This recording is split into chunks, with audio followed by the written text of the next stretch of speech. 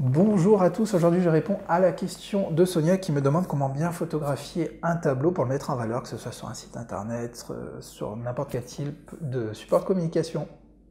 Voilà, bonjour, j'espère que vous allez bien, très contente de vous retrouver pour cette nouvelle vidéo. Alors la photo, c'est effectivement une question assez importante parce qu'aujourd'hui internet est très présent et la plupart des artistes peintres se servent d'internet soit pour faire la promotion de leur travail ou même, comme moi par exemple dans mon cas, pour vendre leurs œuvres. Donc on imagine l'importance d'avoir des photos de qualité irréprochable, en tout cas vraiment correspondant au rendu de visu de ce que vous avez. Et on se pose souvent des questions, donc comment faire? Est-ce qu'il faut être artiste photographe, photographe professionnel, pardon? Est-ce qu'il faut systématiquement utiliser un réflexe? Alors il y a plein de questions. Aujourd'hui on peut utiliser un téléphone, c'est ce qu'on m'a souvent demandé, si votre téléphone est assez récent, qu'il a une bonne capacité au niveau de son capteur qui peut faire des belles photos, bah bien entendu. Vous allez utiliser votre téléphone, du moment où vous le stabilisez, posez-le, stabilisez, ça c'est le plus important. Et puis bien sûr, apprenez un peu à faire des réglages sur votre appareil photo, sur votre téléphone. Il ne faut pas tout laisser en automatique et appuyer. Il faut juste que de visu, le rendu de votre tableau soit le même sur votre photo et de visu. Donc c'est votre œil qui va juger. Donc faites une bonne balance des blancs, faites un bon réglage et surtout mes amis, c'est le plus important, la lumière.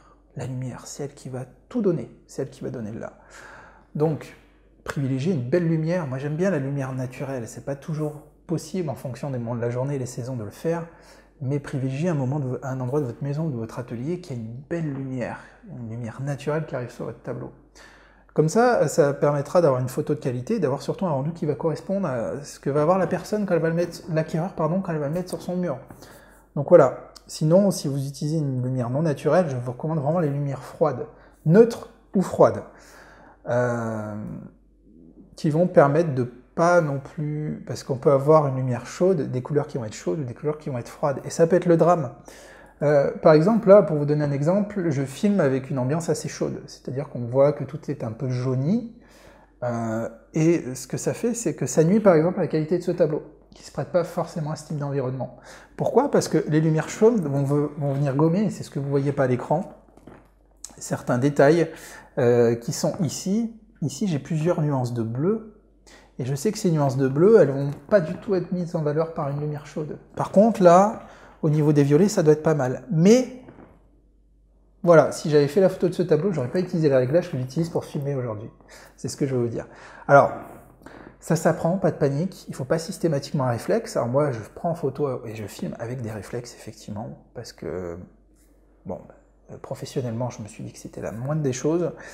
Et la seule chose, c'est qu'il faut sortir du réglage mode automatique et faire un peu vos réglages vous-même. Apprendre, si vous voulez aller plus loin et vraiment faire des belles photos, apprendre les notions de piqué, d'ouverture, réglage d'ouverture, d'ISO, les balances des blancs, ce genre de choses.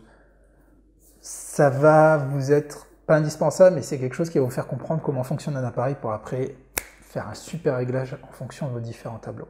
Voilà. Mais vous pouvez très bien faire ça avec un téléphone, je vous le confirme. Mais jamais à main levée comme ça, l'erreur qu'on fait le plus, c'est flou, ça bouge, jamais dans le noir, jamais... Enfin, voilà.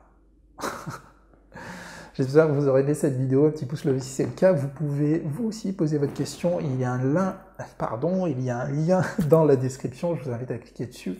Posez votre question dans le formulaire, question courte s'il vous plaît, et puis j'y répondrai avec grand plaisir dans une prochaine vidéo. Voilà, je vous dis à très bientôt et je vous souhaite une excellente journée.